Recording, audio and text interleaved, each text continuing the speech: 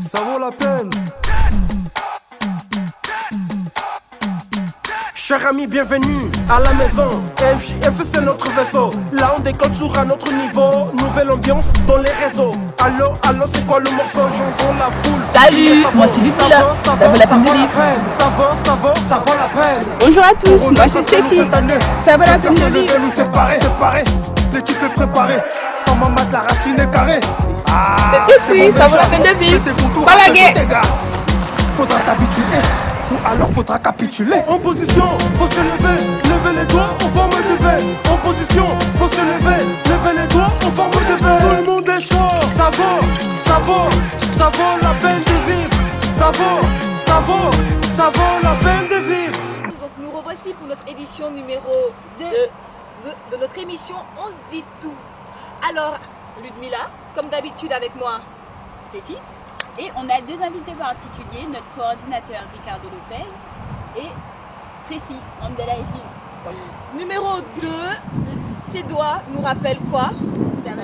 Ça vaut la peine de vivre. Donc notre événement que nous avons vécu... Palagué. Ah oui, Palagué. Notre événement que nous avons eu la semaine dernière, le samedi 18 novembre, où nous avons reçu des jeunes et que nos jeunes de la FJU ont préparé un spectacle pour pouvoir faire passer le thème et l'idée du Palagué, ça vaut la peine de vivre. Donc avec nous Tracy qui fait partie de la FJU. Donc comment as-tu vécu cet événement? Alors pour moi cet événement a été particulièrement touchant parce que le thème en lui-même parle de lui-même, c'est-à-dire ça vaut la peine de vivre, Palagué. C'est-à-dire c'est pour les enfants qui ont la peur de se surpasser eux-mêmes, qui disent qu'ils ne peuvent pas, qui se trouvent toujours des obstacles en fait dans la vie. Mais ça vaut la peine de vivre, c'est aussi pour les gens qui pensent aussi que on est là en fait, mais on ne sert à rien en fait, on ne sert à rien dans notre vie. Et cet événement était vraiment pour leur donner la force, le courage de se surpasser, de illuminer les idées et tout. Donc j'ai beaucoup aimé l'événement. Comme tu es un petit des jeunes qui se trouvent des obstacles.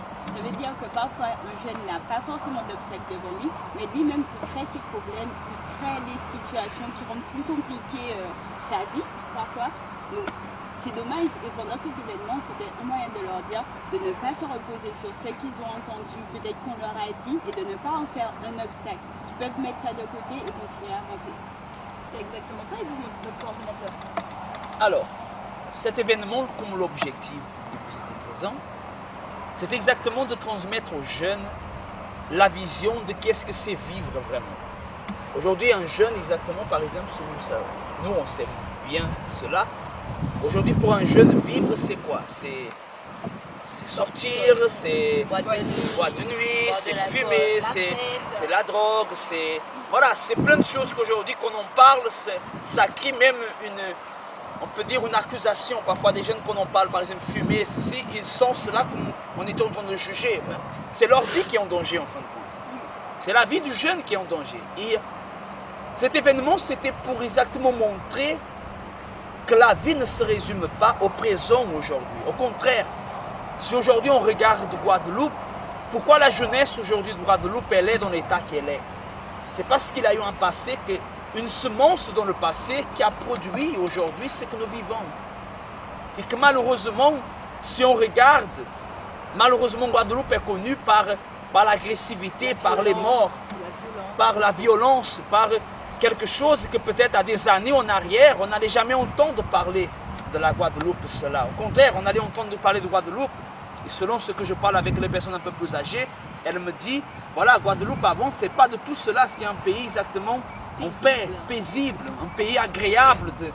Et ça, c'est quelque chose qu'il faut qu'on change. Vous voyez qu'aujourd'hui, on remarque que plusieurs personnes font des manifestations en Guadeloupe pour ceci ou pour cela. Mais la manifestation doit commencer déjà en nous, afin que nous, on puisse changer nos attitudes.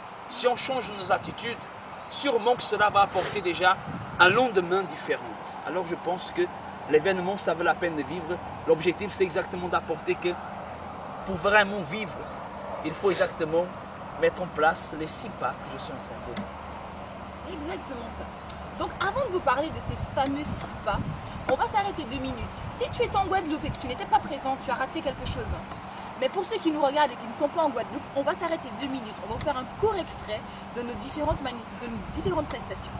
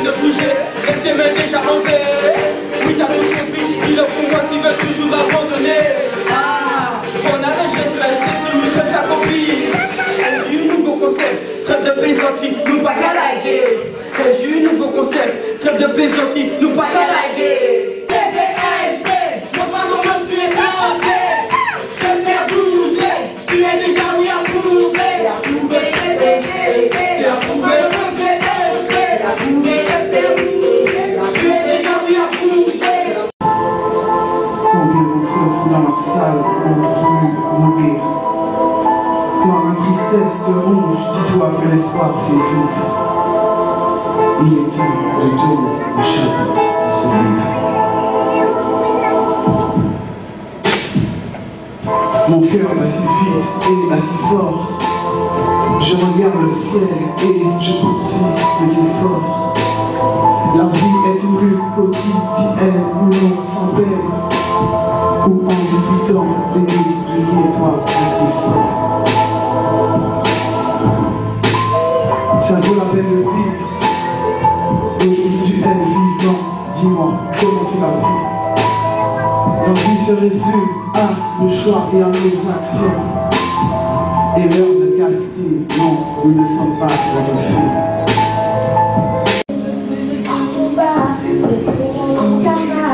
Je vois ta haine dans ton cœur avec beaucoup de peine. Mais ne désiste pas car cela n'en vaut pas la peine.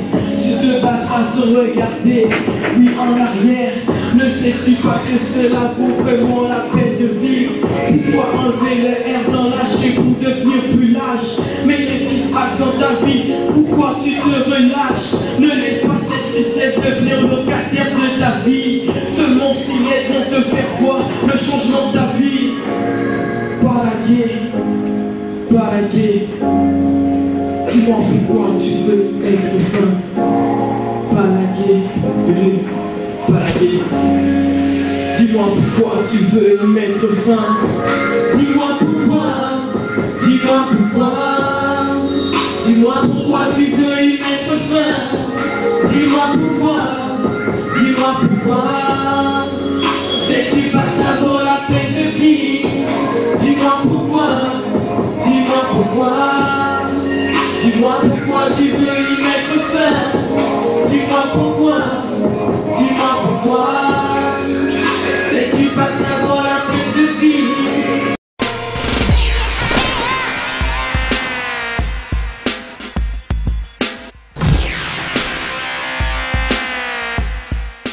Nous revoici, donc j'espère que tu as apprécié, ok. On a eu beaucoup d'autres choses. Moi le chant j'ai beaucoup aimé. Mon chant préféré ça a été le dernier, vraiment le chant conscient, et on vous réserve des surprises avec ce chant là. On n'en dit pas plus. 2018 en fait.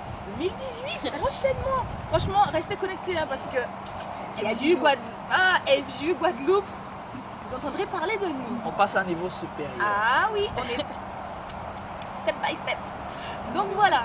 Donc après on a eu aussi, moi ce que j'ai beaucoup apprécié au-delà du chant conscient, donc du message qui est passé, donc vraiment comme ils ont dit tous au départ, pas laguer, ça vaut la peine de vivre parce que nombreux sont les jeunes avec qui on parle et qui n'ont plus aucune vision. Ils se disent voilà, bon ben c'est la crise ou c'est la réalité des choses. Je laisse définir par ce qu'on disait tout à l'heure, la violence qui est en Guadeloupe. Peut-être qu'ils ne le vivent pas, mais vu qu'ils ont entendu que c'est comme ça la Guadeloupe, on est violent, donc eux ils finissent par s'identifier à ça. En fait, ils entrent dans la foule. Voilà. Ils ne font pas la différence. Et ils suivent la foule. Voilà. Donc en fait, il n'y en a aucun qui va se dire bon ben je vais aller à gauche même si tout le monde va à droite. Non, il faut suivre le monde. Alors que non, on peut faire la différence à travers nos attitudes, à travers nos actions. On peut être quelqu'un de complètement différent, mais ça ne dépend de qui, ça dépend que de nous. Ouais. Et de notre façon de penser. Il a une chose, en parlant d'être différent, il y a beaucoup de personnes qui mélangent le fait d'être différent d'être meilleur que quelqu'un. Personne n'est meilleur que quelqu'un. Tu peux juste être différent des autres. Et le fait que tu es différent des autres, ça fait déjà toute la différence. Et mais du coup, lors de cet événement, on a eu un théâtre qui était vraiment très très fort. Pourquoi? Ce sont des jeunes de la FJU qui sont venus avec leur histoire, leur passé, et qui ont décidé en fait de ne pas laisser leur passé définir ce qu'ils allaient être. Ils ont décidé d'être différents. Alors on vous laisse regarder un court extrait, c'est vrai que ce sera court, un court extrait de ce qu'a été ce théâtre.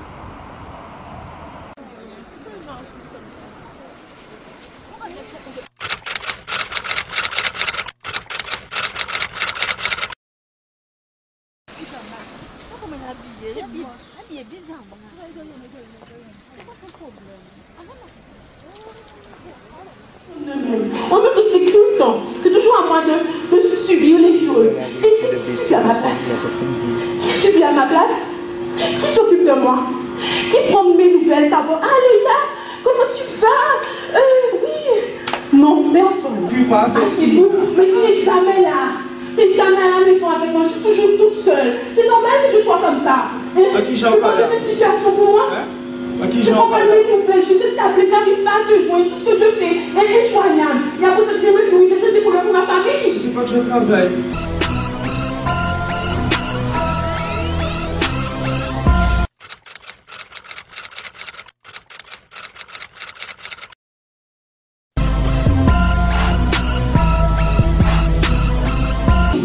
Ça te fait rire.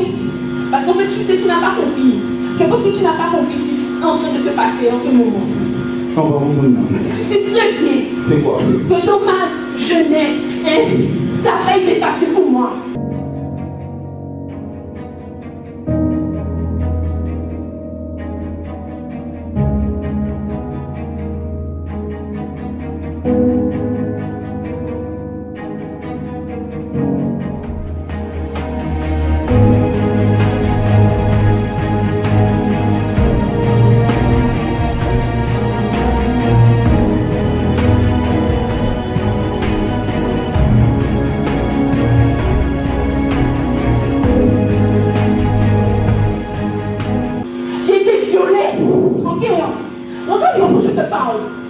Je sais que ça n'a pas été facile, surtout des proches, c'est vrai.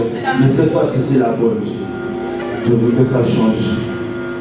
Tu m'as vendu, comment tu m'as suicidé, comment tu as kiffé, comment tu m'as pas, conseil, comment tu m'as kiffé, moi je fais ça. Et bon, on va nous depuis intelligent qui ça. Comment tu m'as dit, moi tu m'as pas magasin pour lui, ça. Ou plus ça, comment tu m'as dit, toi là, moi tu m'as invité à côté, comment tu m'as dit, ah, tu es un seul qui fait ma salle de moi. On va venir plus jamais. On va faire maman là, sinon on va pas le choses. C'est quoi là, ouais? Il y a beaucoup de gens qui sont ici. On va toujours énerver. On va mettre en côté, amuser. On va pas les gagner, on nous met nous à faire maman bouche en fort. Les gars, tu vas pas comprendre les gars. Les gars, on va arrêter ça, les gars.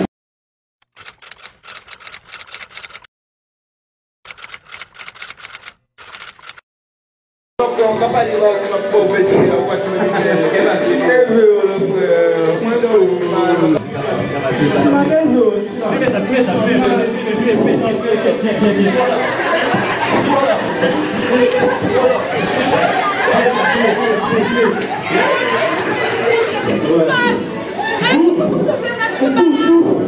toujours là pour faire un peu de problème.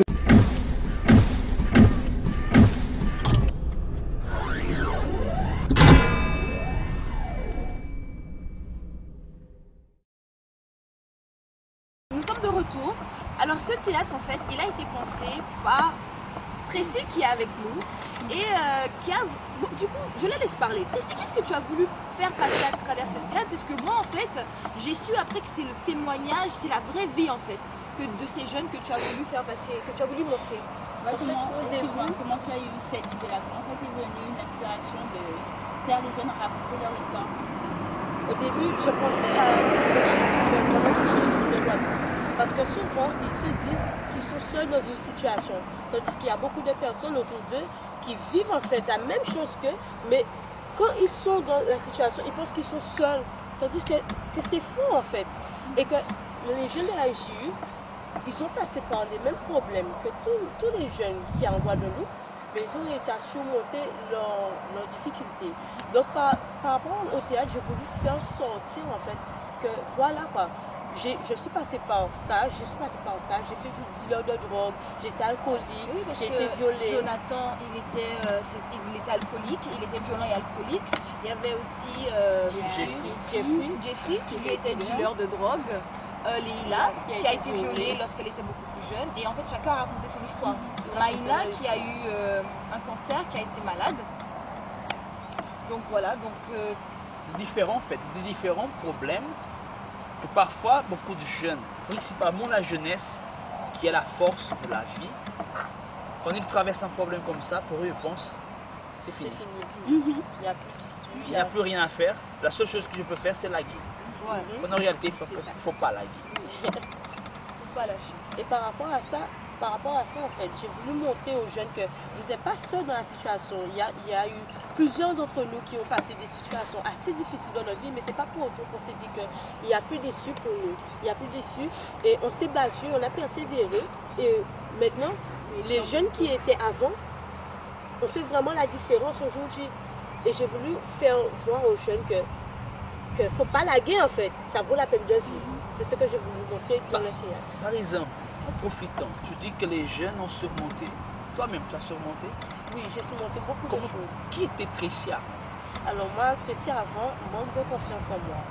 Une personne qui ne serait pas assise en train de parler, qui était timide et tout. Peur de la caméra. Peur vraiment de la caméra. En plus, la caméra est petite, on n'a pas un bon caméraman. Ouais. Ok, ça va. Hein? Qui ne se valorisait pas elle-même en fait. Qui fallait que j'ai toujours quelqu'un pour me dire ce que je dois faire dans ma vie. Tandis que quand je suis arrivée à la FJU, je suis arrivée dans cet état-là en fait. On m'a ramassée comme ça. Et quand je suis arrivée, en fait, c'est comme si on me disait que tu es comme ça, mais tu peux être meilleur, tu peux être différent des autres, tu peux vivre de toi-même. Mais tu y as cru lorsqu'on t'a dit que tu pouvais être différent? Au début, ça a été un peu difficile. Je ne vais pas dire que c'était tout de suite. Je me suis adaptée et tout. Mais tu as persévéré. Mais j'ai persévéré, je n'ai pas lagué. Et avec les conseils qu'on m'a donnés, et la persévérance, ma propre volonté à moi aussi, parce qu'il faut avoir beaucoup de volonté, prendre des décisions dans sa vie pour pouvoir avancer. J'ai réussi quand même à changer beaucoup de choses. J'étais agressive, j'étais impulsive, la timidité, c'était moi. J'avais le manque de confiance en moi. Quelqu'un qui me voyait peut-être extérieurement aurait dit « Ah, cette fille, elle a de la valeur, elle est différente, elle est si... » Mais en fait, c'était une carapace en fait, que je me donnais. J'étais agressif avec tout le monde. J'étais impossible. Par exemple, Tracy, tu me disais tout à l'heure manque de confiance, nervosisme, etc. Mais cela est venu d'où? Est-ce que c'est toi qui as voulu devenir comme ça ou pourquoi? Les choses qui se sont passées dans mon enfance, comme j'ai eu une mère alcoolique, et ont fait que je me suis créé une propre carapace en fait pour pouvoir me protéger. Le fait que tu as une mère alcoolique, qu'est-ce que ça passe dans une jeune fille de voir sa mère être alcoolique? Qu'est-ce que ça passe dans la tête? Qu'est-ce qui se passe dans la tête d'un jeune? Je pense que vous me comprenez. Voilà, ok, elle est alcoolique, mais pourquoi je dois me révolter parce qu'elle est comme ça? Qu'est-ce qui se passe dans la tête d'un jeune? Premier abord, quand on est mère alcoolique, c'est la honte totale. Parce que devant les autres, c'est comme si que les gens voient ta mère comme ça, dans cet état-là, elle vient t'amener à l'école alcoolisée, elle parle, elle titube dans la rue, et tout, c'est une honte en fait, fait. c'est plus toi qui existe, en fait, on te connaît à travers ta mère. Voilà, c'est tout à fait l'image de ma maman qui était projetée de ma vie. Et toi, tu avais déjà accepté cette image-là? Pour moi, j'ai été élevée avec une mère alcoolique. Je me suis comme si, on va dire... Tu n'as pas connu autre chose. Voilà, je me suis adaptée, on va dire. C'est comme si pour toi, c'était ta vie, c'était ton destin. Voilà. Pour moi, il n'y avait pas de solution. C'était comme ça ma mère et comme ça, je l'accepte comme elle est. Mais le regard des autres sur ta propre vie, ça touche, ça brise. Pourquoi je dis ça? Parce que arrivé à l'école, peut-être qu'un camarade va faire des jeux avec toi, mais il ne va pas comprendre ce que tu passes à la maison, ce que tu ton histoire. Intéressant ça vient le bowling là. C'est le bowling que ça s'appelle, n'est-ce pas? Voilà. Parfois, une parole, parfois, nous tous on a passé déjà ça, et parfois, exactement, je me rappelle, le fait que tu parles de cela, c'est très intéressant parce que parfois une parole, une moquerie, que ça paraît très banal, pour quelqu'un qui souffre, c'est le chaos en fait. Et ça peut être la goutte d'eau qui fait déborder. Exactement, ça peut. Aujourd'hui, on voit des jeunes qui commettent des suicides parce que voilà, il a son copain qui l'a quitté, alors il se suicide. On voit ça sur Instagram, sur Facebook, voilà, partout. Parce que beaucoup sont les jeunes en fait, lorsqu'ils n'arrivent pas à être bien entre guillemets, ils cherchent en fait ce bien-être dans quelqu'un d'autre. Mais en fait, par exemple, la jeune fille, elle se sent pas bien, elle n'a pas d'amour à la maison, elles se sont rejetées. Alors en fait, elle s'accroche à la première personne qui va lui donner un petit peu d'attention. Oui. Et généralement, c'est le petit copain. Mais le jour où le petit copain décide de s'en aller, mais en fait, elle a l'impression que son monde s'écroule sur elle-même. Elle se dit, voilà, j'ai plus personne, mais j'ai arrêté. Ses rêves tombent. Voilà, ma boule mon oxygène, en fait, ben, j'en ai plus, donc ça ne vaut plus la peine de vivre. C'est intéressant que tu parles de ça parce que au fur et à mesure de ma vie, le fait que j'avais ça, j'avais pas d'amour en fait de ma mère. Et j'ai été chercher de l'amour envers les autres, c'est-à-dire les hommes. Je collectionnais les garçons comme ça. Mais en fait, il y avait toujours le vide en moi, le vide qui n'était jamais comblé, l'amour de ma mère en fait qui n'était pas comblé. Mais je faisais ça juste pour pouvoir dire, bon, peut-être j'ai quelqu'un qui m'aime, il y a quelqu'un qui m'aime et tout. Je suis arrivée même à collectionner pour moi 5 hommes dans ma vie. Et j'étais seulement au collège. C'est pour montrer la gravité de ce qu'on ressent à l'intérieur de nous-mêmes. Quel était le sentiment le plus fort que tu gardais au fond de toi? J'avais la colère, la peur, la honte. J'étais désespérée en fait. À l'intérieur de moi, j'étais désespérée. Je manquais beaucoup d'amour. Je manquais beaucoup d'amour. Au niveau paternel, ça allait parce qu'il faisait de tout pour qu'on manque de rien. Mais au niveau maternel, quand tu n'as pas l'amour de ta mère, c'est... Tu es perdu, c'est censé être un exemple en fait. C'est comme si c'est elle qui doit te guider et il n'y a plus de guide. C'est comme si tu es tout seul. Intéressant parce que, je ne sais pas, vous êtes européen, moi je suis en train de devenir petit à petit. Le soleil, ça commence à changer maintenant. Mais c'est intéressant parce qu'une chose que j'entends beaucoup en Guadeloupe, c'est que le rapport, par exemple, des enfants avec leur père est très difficile. Pas forcément avec leur mère. Toi, c'était avec ta maman. Mais la plupart, exactement, c'est le rapport entre l'enfant avec leur père. Parfois des pères, voilà, absentes, des pères qui, voilà, ont fait ce qu'il ne fallait pas faire. Et aujourd'hui, l'enfant est né, il ne sait pas de quel côté il fait partie. Voilà. Non, c'est un gros problème sociétal en Guadeloupe. Je pense que ça vient aussi de notre histoire. Beaucoup de familles en Guadeloupe sont monoparentales. Elles sont monoparentales.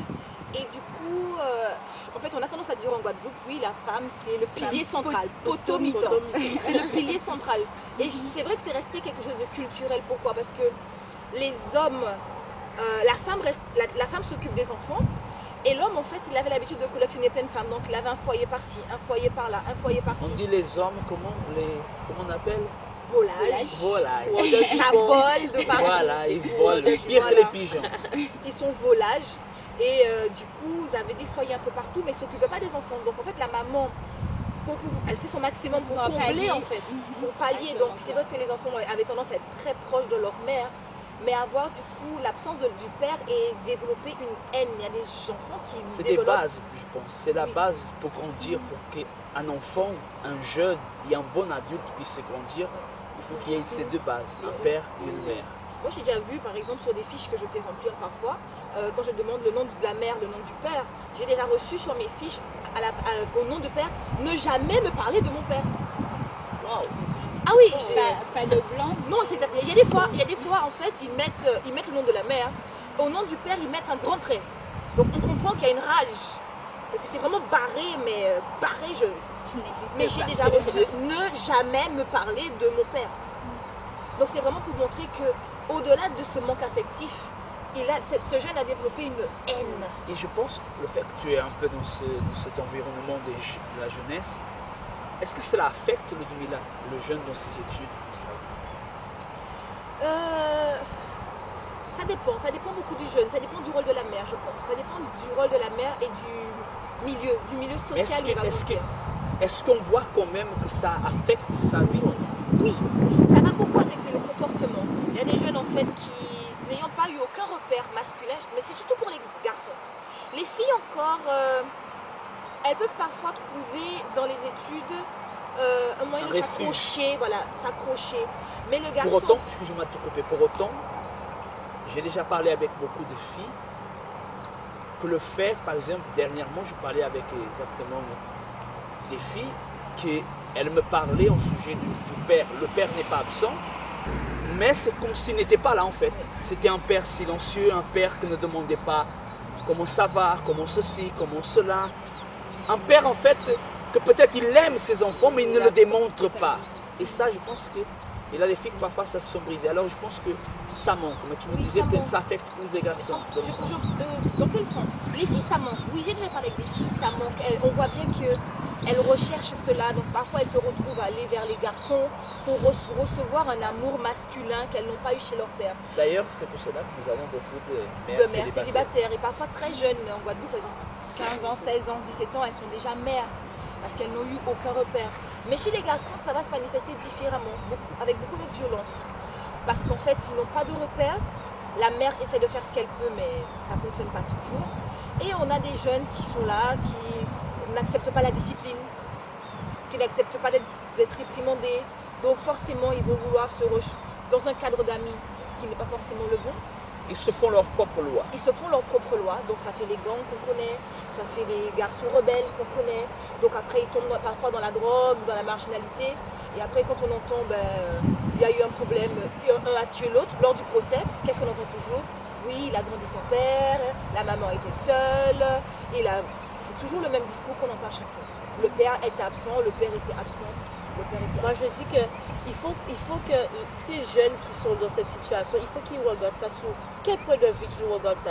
Parce que moi, je me disais que ma mère est alcoolique, moi, je ne veux pas devenir alcoolique, mais il faut que je fasse plus qu'elle. C'est-à-dire que si elle n'est pas là pour pouvoir soutenir le foyer, il faut que moi, j'évolue pour que demain, mon petit frère ne sera pas dans la même situation que moi, je passe. Je ne sais pas si vous comprenez ce que je veux dire. Mais ça montre... Après, c'est selon la situation. Comme tu as dit, ça dépend des jeunes. Voilà. Il y a des jeunes, voulons ou pas, c'est la vérité. Il y a des jeunes qui parfois, par exemple, moi, je parle pour moi maintenant, j'étais très immature. Et j'ai dû grandir vite, parce que, voilà, mon père aussi, il était alcoolique. Mais pas forcément pour ça, mais parce que mon père était absent, parce qu'il devait sortir du pays pour aller travailler ailleurs, dans l'extérieur. Alors j'ai dû rester seul dans la maison, en train de gérer la maison. Alors cela pour moi, ça a brisé ma jeunesse. Je n'ai pas eu, on peut dire, l'espace un peu pour vivre. Voilà, pour un peu sortir. J'ai fait des sorties un peu à gauche, à droite, cachées, mais qui ont produit exactement des échecs graves dans ma vie. Mais cette absence, ça, je pense que ça apporte beaucoup de problèmes. Mais en revenant sur toi, Tracy, ok, tu es arrivé comme ça à l'aide du Dieu. Est-ce que tu as pu changer? Est-ce qu'aujourd'hui, tu es encore pareil? Comment tu es aujourd'hui? Aujourd'hui, la Tracy colérique, la Tracy qui a un manque de confiance en elle, c'est tout à fait, ça a changé complètement. J'ai pu ouvrir ma vision sur les choses de la vie, sur mon propre caractère, me canaliser à certains moments, des choses. On m'a appris en fait à pouvoir me connaître déjà moi-même, parce que quand je suis arrivée, je ne me connaissais pas, je vivais sur la vie des autres. Et maintenant là, je peux dire que qui je suis, en fait. Qui je suis Tracy qui se donne de la valeur, qui ne laisse pas les gens lui dire n'importe quoi sur elle, qui ne prend pas n'importe quoi sur elle. Et la Tracy d'avant, elle a complètement changé. La Tracy timide, plus timide, la preuve en est, je suis là. La preuve en est, je suis là. Et je continue encore à persévérer dans mon caractère. Je continue à persévérer encore et à ne pas laguer parce que c'est tous les jours un combat. C'est tous les jours une lutte. La vie a un combat. C'est la raison pour laquelle je crois que, vous savez, ça vaut la peine de vivre, ce n'est pas terminé en Guadeloupe. Hein. Nous sommes partis pour 6 pas pour démontrer que ça vaut la peine de vivre. Mais pourquoi 6 pas 6 pas parce que je me suis appuyé sur mon exemple, mon histoire, mon parcours. Et j'ai dû mettre en pratique ces 6 pas. On a déjà parlé de premier, qui après exactement on va montrer même un petit résumé de cela. Reconnaître. Voilà, c'est reconnaître. Et que je pense qu'aujourd'hui, c'est la chose la plus dure, la plus difficile pour un jeune, c'est de reconnaître. Même pas seulement pour un jeune, pour n'importe qui, pour tout le monde en fait. Reconnaître, de plus en plus reconnaître ses erreurs devient de plus en plus dur. Parce que pour eux, c'est comme si reconnaître leurs erreurs, c'est rabaisse. Voilà, On est faible que voilà, tu es en train de te rabaisser, mais toi et les autres sont qui pour te juger. En fait, d'ailleurs, hier j'ai regardé sur les voitures, en Guadeloupe, il y a beaucoup de personnes qui mettent sur les vitres et disent qui es toi pour me juger? Juge-toi déjà à toi-même. Il dit waouh! Là, il ne faut pas cogner cette voiture-là parce que tu cognes, tu vas avoir des problèmes. Mais par exemple, la personne qui met cela, on ressent déjà qu'elle n'aime pas trop reconnaître. L'orgueil est déjà là. Voilà. À la FJU, on ne vous juge pas. On ne vous condamne pas. Par contre, on va vous dire la vérité telle qu'elle est. Et c'est pour cela que le premier pas, c'est déjà reconnaître. Nous allons, je ne sais pas, je pense qu'on aura la possibilité de mettre un petit extrait de la première réunion qu'on a eue. Vous allez pouvoir voir ce qu'on a pu parler. Que vraiment, c'est fort. Le fait de reconnaître, quand tu ne reconnais pas, le jeune qui ne reconnaît pas, et c'est cette phrase que j'ai gravée de ce que j'ai pu transmettre aux jeunes, le jeune qui ne reconnaît pas, il ne va jamais avancer. Il va toujours tourner en rond. L'âge va avancer, il va grandir, mais il ne va jamais atteindre ses objectifs. Parce qu'il ne sait pas qu'est-ce qui doit changer. Il pense à identifier qu'est-ce qui doit changer. Parfois ils s'identifient. Hein. Voilà, exactement. Ils identifient, mais simplement le reconnaître, c'est ça. Avouer. Parce que parfois ils se rendent compte que ça va être aussi une lutte pour changer et ils ne veulent pas se lancer. Donc ils préfèrent se cacher. Je pense que le reconnaître, ce n'est pas identifier nos erreurs, mais c'est le confesser, c'est les admettre. Parce que, excusez-moi de te couper, parce que je pense que nous tous, nous avons une intelligence.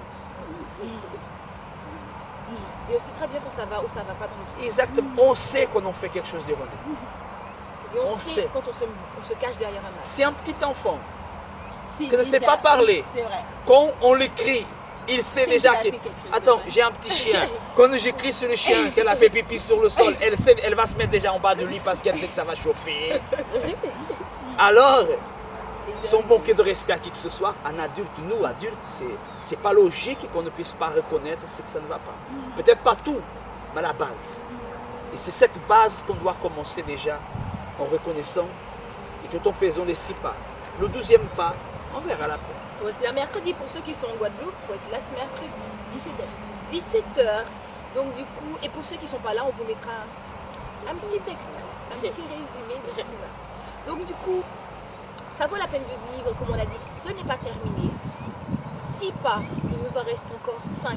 Si tu n'étais pas là cette semaine, on t'invite à venir. C'est où? Au 6 Montbergen, 9739, les Alignes. C'est quand? Le mercredi à 17h et le samedi à 12h.